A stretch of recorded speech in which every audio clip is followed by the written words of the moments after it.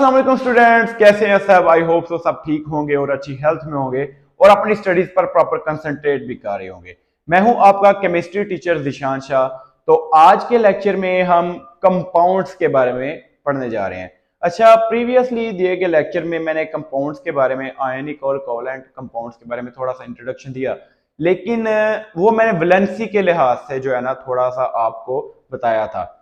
वही चीजें हैं लेकिन थोड़ा सा और मैं ना एलेबोरेट करूंगा, थोड़ा सा और आपका कॉन्सेप्ट क्लियर करने की कोशिश करूंगा। तो आइए आज का लेक्चर हम स्टार्ट करते हैं। अच्छा, सबसे पहले अगर हम बात करें कि कंपाउंड क्या चीज होती है। कंपाउंड कब बनता है? जब भी दो एलिमेंट्स आपस में केमिकली कंबाइन होते हैं फिक्स्ड रेशो बाय मैस से, यानी कि उनका मैस फिक्स्ड रेशो में मौजूद होना चाहिए, यानी कि खास रेशो के अंदर मौजूद होना चाहिए, और तब ही वो केमिकली कंबाइन होते हैं और एक कंपाउंड बनाते हैं। Compound is a substance formed by chemical combination of two और more elements in a fixed ratio by mass, यानी कि उनके कॉन्स्टिट्यूएंट्स की जो मैस की जो रेशो है वो फिक्स्ड अमाउंट में होनी चाहिए, यानी एक खास अमाउंट में मौजूद होनी चाहिए, तब ही वो केमिकली कंबाइन होंगे और एक कंपाउंड बनाएंगे। अच्छा, जब कंपाउंड नहीं बना, यानी कि जाहिर बात है दो चीजों को, यानी कि दो एलिमेंट्स को मिलाने से कंपाउंड बनता है, केमिकली मिलाने से, और उनकी मैस की रेशो फिक्स होनी चाहिए। ये चीज तो हमने डिस्कस की है। अच्छा, अब जबकि कंपाउंड नहीं बना हुआ तब भी एलिमेंट्स मौजूद हैं हमारे पास। फॉर एग्जांपल हम बात कर लेते हैं वाटर की।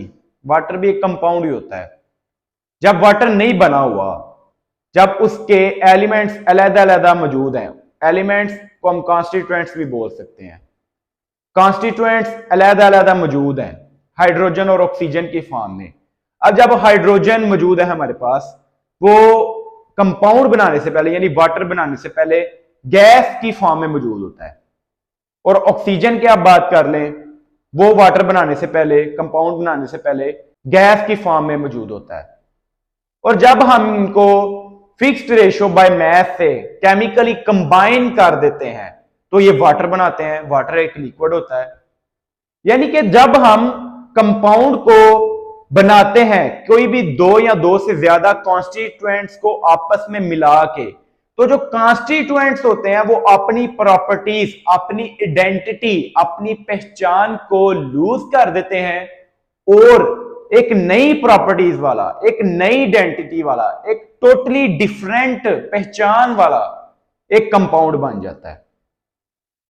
जब हाइड्रोजन ऑक्सीजन लहदा थे तब वो गैस थे, लेकिन जब केमिकली कंबाइन हो गए हैं एक फिक्स्ड रेशो बाय मास से, तो क्या हुआ जी? वो बन गया जी लिक्विड बन गया हमारे पास। सब्सटेंस की हमने बात की थी कि pure form of matter is called substance. यहां तक तो आपको क्लियर हो चुका होगा। अच्छा, अगर हम कंपाउंड्स की बात करें ना, तो कंपाउंड्स को इनके आगे कॉन्स्टिट्यूएंट्स के अंदर, यानी जिन जिन एलिमेंट्स से ये मिलकर बने होते हैं ना, उनके अंदर इनको किसी भी फिजिकल तरीके से नहीं तोड़ा जा सकता या कन्वर्ट नहीं किया जा सकता। आगे हमने मिक्सचर के बारे में पढ़ना है, तो मिक्सचर का थोड़ा सा मैं कॉन्सेप्ट आपको देता हूं। लेट्स से कि आपने बादाम लिए हैं और गंदम ली है, गंदम के दाने लिए हैं, उनको सिंपली मिक्स कर दिया है। उनको आप हाथ से अलग करना, यानी कि फिजिकल तरीके से आप जाहिरी तौर पर, जिस्मानी तौर पर आप उसको अलग कर पा रहे हैं, यानी कि उसके कॉन्स्टिट्यूएंट्स को, बादाम को और गंदम को।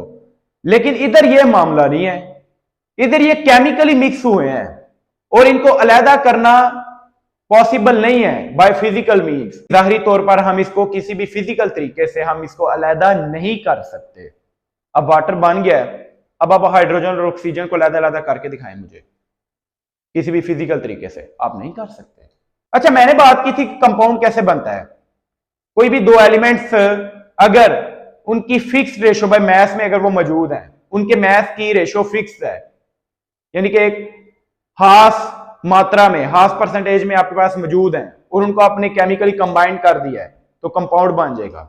इसकी एग्जांपल में आप कार्बन डाइऑक्साइड की एग्जांपल ले सकते हैं। अब कार्बन का एटॉमिक मास कितना होता है, हम मास की बात कर रहे हैं ना, मास जो है एक फिक्स रेशो में मौजूद होना चाहिए। अब कार्बन का मास कितना होता है, एटॉमिक मास 12 होता है। ऑक्सीजन का एटॉमिक मास कितना होता है, 16 होता है।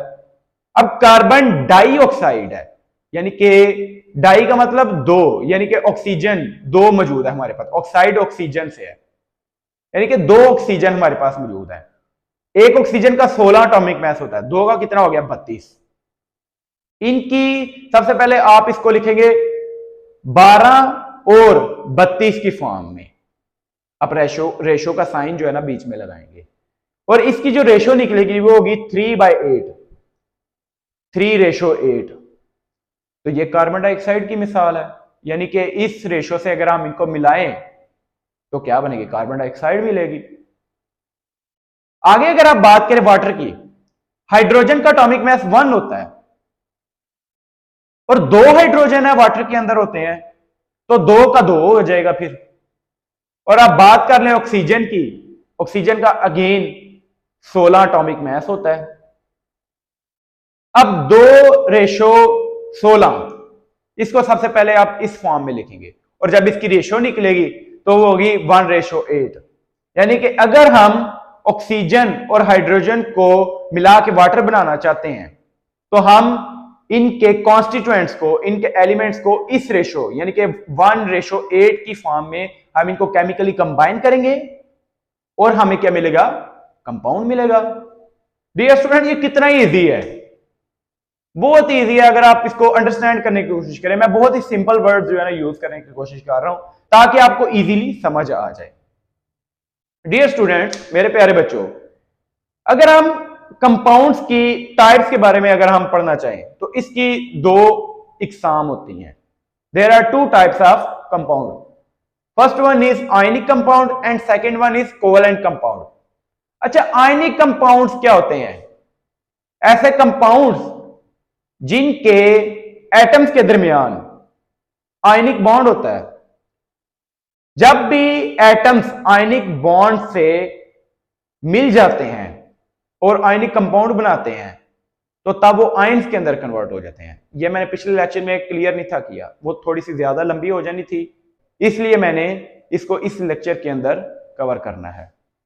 अच्छा, आयनिक कंपाउंड मैंने बोला है कि कैसे बनते हैं, जब आयनिक बॉन्ड 2 एटम्स के दरमियान बनता है।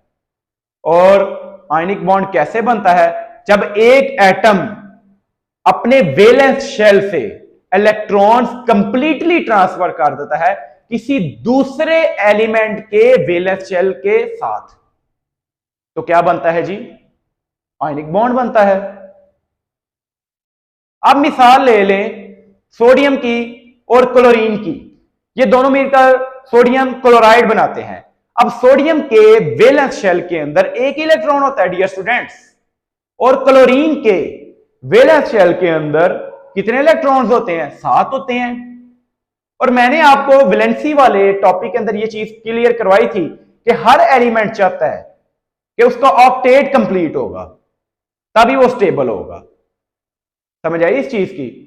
अब सोडियम क्या करेगा? अपना एक इलेक्ट्रॉन क्लोरीन को दे देगा, यानी कि कंप्लीटली ट्रांसफर कर देगा और उसी का हिस्सा होकर रह जाएगा। आयनिक बॉन्ड बन जाएगा, एक बहुत ही मजबूत बॉन्ड इनके दरमियान बन जाएगा, यानी कि ये दोनों एक ही हो जाते हैं आयनिक कंपाउंड के अंदर और आयनिक कंपाउंड बनाते हैं। अब सोडियम के वैलेंस शेल में मैं बात कर रहा हूं, एक इलेक्ट्रॉन होता है और क्लोरीन के वैलेंस शेल के अंदर 7 इलेक्ट्रॉन होते हैं। अब सोडियम क्या करेगा? अपना एक इलेक्ट्रॉन कंप्लीटली ट्रांसफर कर देगा with the valence shell of chlorine और उसका ऑक्टेट कंप्लीट करवा देगा, उसके वैलेंस शेल में 8 कंप्लीट करवा देगा। अब जब सोडियम ने क्या किया, इलेक्ट्रॉन लूज करवाया है, जब भी कोई एटम, डियर स्टूडेंट आयन के बारे में आपको बताने लगा हूं, आयन क्या चीज होती है। डियर स्टूडेंट्स, आयन के बारे में आपको बताने लगा हूं। जब भी किसी एटम से आप इलेक्ट्रॉन लूज करवाते हैं या जब भी कोई एटम इलेक्ट्रॉन गेन करता है यानी लेता है तो आयन बनता है, तो उसके ऊपर नेगेटिव या पॉजिटिव चार्ज आता है। अब जब सोडियम ने इलेक्ट्रॉन दे दिया है तो ये आयन के अंदर कन्वर्ट हो गया है। तो मैंने आपको क्या बताया कि आयनिक कंपाउंड्स के अंदर आयंस मौजूद होते हैं, लिहाजा आयन तो बन गया, ठीक है ना। अब सोडियम ने अपना इलेक्ट्रॉन क्लोरीन को दे दिया, आयन बन गया, उसके ऊपर +1 चार्ज आएगा। किसी भी एटम के ऊपर +1 चार्ज तब आता है जब वो इलेक्ट्रॉन लूज करता है, और क्लोरीन के पास -1 चार्ज आएगा। अब क्लोरीन ने एक्सेप्ट भी तो किया है ना, वो भी तो आयन बनेगा ना, ठीक है ना। अब -1 क्यों है? क्योंकि उसने एक इलेक्ट्रॉन एक्सेप्ट किया हुआ है डियर स्टूडेंट्स। तो आयनिक कंपाउंड्स के अंदर हमेशा आयन्स मौजूद होते हैं, ये चीज भी अंडरस्टैंड होगी। अच्छा, नेक्स्ट अगर हम बुक की तरफ बढ़ें तो बुक के अंदर सबसे पहले लिखा होगा कि जो आयनिक कंपाउंड्स होते हैं ना, ये मॉलिक्यूलर फॉर्म में या मोलेक्युलर फॉर्म में मौजूद नहीं होते। ये कॉन्सेप्ट क्या है? सिंपल, यानी मॉलिक्यूल्स की फॉर्म में एग्जिस्ट नहीं करते। अच्छा, मॉलिक्यूल में और क्रिस्टल में क्या फर्क है? इन्होंने इधर बोला हुआ है कि आयनिक कंपाउंड जो है मॉलिक्यूलर फॉर्म में एग्जिस्ट नहीं करते, जबकि ये क्रिस्टल लैटिस की फॉर्म में एग्जिस्ट करते हैं। सबसे पहले आप क्रिस्टल लैटिस के बारे में आप समझे। क्रिस्टल लैटिस क्या होता है? ये एक 3 डायमेंशनल डिब्बा होता है जिसमें आयंस ही आयंस होते हैं, और इसकी की सारी साइड्स जो होती हैं, तीनों डायमेंशन की जितनी भी साइड्स बन रही होती हैं वो सिमेट्रिकल होती हैं। सिमेट्रिकल मतलब एक जैसी, उनकी लाइन एंड लेंथ सेम होती है। आप सोडियम क्लोराइड की मैंने मिसाल दी थी, सोडियम क्लोराइड आप घर में नमक इस्तेमाल करते हैं, वो क्रिस्टल की फॉर्म में होता है ना, डिब्बों की फॉर्म में होता है, क्रिस्टल की फॉर्म में। तो आप उसकी मिसाल देखें जरा, घर में नमक पड़ा हुआ है, उसको देखें, वो क्रिस्टल की फॉर्म में मौजूद होगा, क्रिस्टल लैटिस की फॉर्म में मौजूद होगा। इस चीज की आपको समझ आ रही होगी। डियर स्टूडेंट्स, मैं आपको बताने लगा था कि मॉलिक्यूल और क्रिस्टल लैटिस में क्या फर्क होता है। अच्छा, मॉलिक्यूल सॉलिड में, लिक्विड में और गैस में, यानी कि 3 स्टेट्स ऑफ मैटर के अंदर एग्जिस्ट कर सकता है, तीनों के अंदर। अगर मैं बात करूं, कोई भी गैस का मॉलिक्यूल आप ले लें, हाइड्रोजन का आप ले लें, H2, ऑक्सीजन का आप ले लें, O2, और जब हम इसको मिला देते हैं इन मॉलिक्यूल्स को, तो एक और मॉलिक्यूल बनता है, वाटर मॉलिक्यूल बनता है, वो लिक्विड में आता है। और जब इसी वाटर मॉलिक्यूल को आप फ्रीज करते हैं, जमा देते हैं, तो ये आइस बनाता है। ये एक सॉलिड मॉलिक्यूल की एग्जांपल है। इसके अलावा सल्फर भी सॉलिड मॉलिक्यूल की एग्जांपल है। यानी कि मॉलिक्यूल जो है सॉलिड में भी है, लिक्विड में भी है, गैस में भी एग्जिस्ट कर सकता है। लेकिन जो क्रिस्टल लैटिस है वो हमेशा सॉलिड में ही मौजूद होता है। आप मुझे कहीं भी जो नमक है वो लिक्विड में दिखाएं, आप कहीं भी ये जो नमक है आप मुझे गैस की फॉर्म में दिखाएं, नहीं दिखा सकते, हमेशा सॉलिड में मौजूद होगा। तो क्रिस्टल लैटिस और मॉलिक्यूल में यह फर्क होता है, इसलिए यह मॉलिक्यूलर फॉर्म में एग्जिस्ट नहीं करता, जबकि क्रिस्टल लैटिस के फॉर्म में एग्जिस्ट करता है। अच्छा, आयनिक कंपाउंड्स बनते कैसे हैं, यह मैंने चीज आपको बता दी है। जब 2 एटम्स पास आते हैं और एक एटम दूसरे एटम को अपना वैलेंस शेल से इलेक्ट्रॉन कंप्लीटली ट्रांसफर कर देता है, और जो है ऑपोजिटली चार्ज आयन जो है डेवलप होते हैं। अब एक के ऊपर नेगेटिव आया था और दूसरे के ऊपर पॉजिटिव आया है। अब ये जो नेगेटिव पॉजिटिव होते हैं ना, एक दूसरे को सराउंड कर देते हैं। अब एक क्रिस्टल लैटिस है, उसके अंदर सिर्फ एक Na और एक Cl मौजूद नहीं है, उसके अंदर हो सकता है कि लाखों की तादाद में सोडियम और क्लोराइड आयंस मौजूद हों। उन्होंने आपस में एक दूसरे को सराउंड किया होता है, surrounded by oppositely charged ions.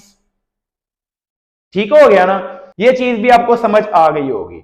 और आपको पता है ये पॉजिटिव और नेगेटिव चार्ज होते हैं ना, आपस में स्ट्रांगली एक दूसरे को अट्रैक्ट करते हैं, और जब स्ट्रांगली अट्रैक्ट करेंगे तो ये और ज्यादा मजबूत हो जाएंगे, और जब और ज्यादा मजबूत हो जाएंगे तो क्या होगा, इनका बॉइलिंग और मेल्टिंग पॉइंट और ज्यादा हो जाएगा। ठीक हो गया ना। इसको हम रिप्रेजेंट किससे करते हैं? फार्मूला यूनिट से। फार्मूला यूनिट से हम इसे रिप्रेजेंट करते हैं, ना नंबर ऑफ एटम से हम इसको रिप्रेजेंट करते हैं, ना मॉलिक्यूलर फार्मूला से हम इसे रिप्रेजेंट करते हैं। मॉलिक्यूलर फार्मूला से तो हम इसे तब ही रिप्रेजेंट करेंगे ना जब ये मॉलिक्यूलर फॉर्म में मौजूद होगा, और जब मॉलिक्यूलर फॉर्म में मौजूद ही नहीं, एग्जिस्ट ही नहीं कर पा रहा, तो हम इसे फार्मूला यूनिट से डिनोट करते हैं, रिप्रेजेंट करते हैं। डियर स्टूडेंट्स, लेट्स से कि आपके पास एक उन्होंने आयनिक कंपाउंड दिया हुआ है, उसमें उन्होंने बताया है लेट्स से कि सोडियम क्लोराइड का उन्होंने आयनिक कंपाउंड आपको दिया है और वो कह रहे हैं कि इसमें से सोडियम आयंस फाइंड आउट करें। न्यूमेरिकल आपको लेट्स से के दिया हुआ है, अभी आप इसको छोड़ दे के न्यूमेरिकल सॉल्व कैसे करना है ये चैप्टर के एंड पे मैं आपको बताऊंगा। और वो कह रहे हैं इसमें से number of ions of sodium find करें, यानी सोडियम आयंस जो है ना, Na आयंस जो है ना, आप क्या करें, फाइंड आउट करें। तो जब लेट्स से कि आपने फाइंड आउट कर लिया है, आपने आंसर लिख दिया है, अब आपने लिखा हुआ है इतने नंबर ऑफ आयंस मौजूद हैं, तो वो गलत हो जाएगा। आपने नंबर ऑफ आयन से तो इसको रिप्रेजेंट नहीं करना, आपने न्यूमेरिकल वैल्यू लिखनी है कि इतने हैं, आगे लिख देना फार्मूला यूनिट्स। लेट्स से कि आपके पास आंसर आया 1.97 मल्टीप्लाई 10 रेज़ टू पावर 23, ये आपके पास आंसर आया है। आगे आप ये नहीं लिखेंगे कि नंबर ऑफ आयंस, आगे आप ये लिखेंगे 1.97 या फिर कोई भी वैल्यू हो सकती है, 1.97 multiply 10 raise to power 23 formula units, ये आप लिखेंगे डियर स्टूडेंट्स। नेक्स्ट जो है हमारे पास कोवेलेंट कंपाउंड है। अच्छा, कोवेलेंट कंपाउंड कैसे कंपाउंड होते हैं जिनके एटम्स के दरमियान क्या होता है, कोवेलेंट बॉन्ड होता है, और वो कोवेलेंट बॉन्ड जब बनता है तो वो मॉलिक्यूल बनाते हैं, और जब मॉलिक्यूल बनता है तो इट मींस दैट के they are mostly exist in molecular form, ये ज्यादातर मॉलिक्यूलर फॉर्म में एग्जिस्ट करते हैं। They are the true representative of covalent compound, यानी कि ये रिप्रेजेंट किसको करते हैं, ट्रूली किसको रिप्रेजेंट करते हैं, कोवेलेंट कंपाउंड्स को, मॉलिक्यूल्स।